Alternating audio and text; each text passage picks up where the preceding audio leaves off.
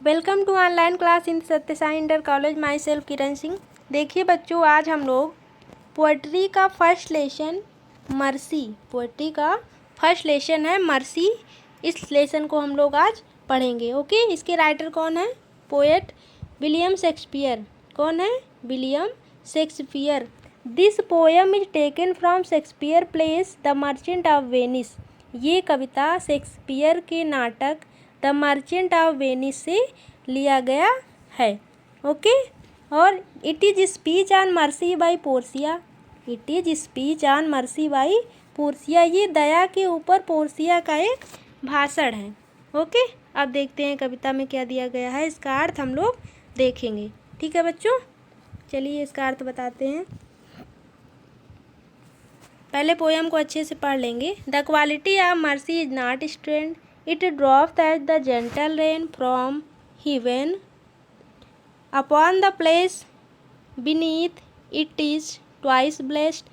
It blessed him that gives and him that takes. 'Tis mightiest in the mightiest. It become the throned monarch better than his crown. His sculpture show the force of temporal power, the attribute to away and majesty, wherein doth sit the dread and fear of king.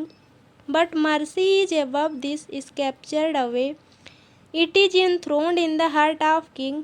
It is an attribute to God himself, and earthly power doth them so likest God when mercy seasons justice. ठीक है, चलिए अब इसका अर्थ देखते हैं। The quality of mercy is not strain. Mercy का मतलब क्या होता है? दया। और क्वालिटी का मतलब क्या होता है? गुण।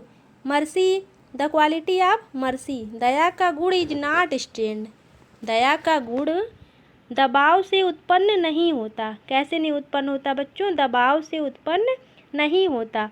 It drop that the gentle rain from heaven upon the place beneath. जिस प्रकार पृथ्वी पर, हेवन का मतलब स्वर्ग होता है, लेकिन यहाँ पे आकाश से संबंध है इसका। ओके, जिस प्रकार पृथ्वी पर आकाश से वर्षा की बूंदें गिरती हैं, ठीक उसी प्रकार मनुष्य के हृदय से स्वाभाविक रूप से दया उत्पन्न होती है। It is twice blessed. It is twice blessed. ये दोहरा वरदान है। कैसा वरदान है? ट्वाइस का मतलब दोहरा वरदान है। ब्लेस्ड का मतलब वरदान होता है। इट इज ट्वाइस ब्लेस्ड, ये दोहरा वरदान है। It blessed him that gives and him that takes. ये दिखाने वाले तथा प्राप्त करने वाले दोनों को लाभ देती है ना। या फिर कह सकते हैं गिव एंड टेक, है ना। लेने वाले और देने वाले दोनों को लाभ देती है। ठीक, आगे देखते हैं क्या है। TISS माइटिस्ट in the माइटिस्ट। TISS माइटिस्ट in the माइटिस्ट का मतलब क्या होता है? माइटिस्ट का मतलब होता है शक्तिशाली। ठीक, ये शक्तिशाली व्यक्तियों का सबसे शक्तिशाली गुण है। टिस माइटिस्ट इन द माइटिस्ट, ये शक्तिशाली व्यक्तियों का सबसे शक्तिशाली गुण है। It becomes the throned monarch better than his crown, है ना। थ्रोन्ड मोनार्च का मतलब होता है राजा का सिंहासन। राजा का सिंहासन। क्राउन मीन्स होता है मुकुट। तो दया को किससे रिलेट किया गया है? ये सिंहासन पर बैठे राजा को उसके राज मुकुट से अधिक सुशोभित करती है। किससे? ये सिंहासन पर बैठे राजा को उसके राज मुकुट से अधिक सुशोभित करती है। ठीक, this sceptre show the force of temporal power. उसका राजदंड सांसारिक शक्ति को दिखाता है। टेम्पोरल पावर का मतलब क्या होता है? सांसारिक शक्ति, है ना। आगे क्या है? The attribute to awe and मजिस्टी।